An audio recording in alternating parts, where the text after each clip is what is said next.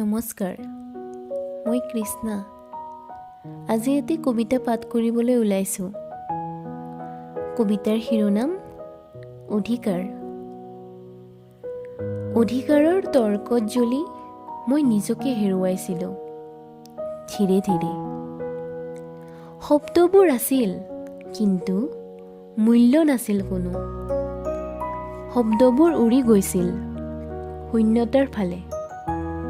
উত্তৰ নাছিল, মাত্ৰ নীৰৱতাৰ এটা দীঘল পথ।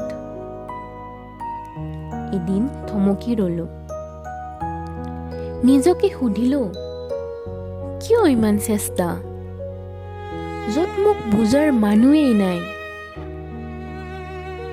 তুমি ভাল, মই বেয়া, এইটো বাক্যৰে শেষ কৰিলোঁ সকলো।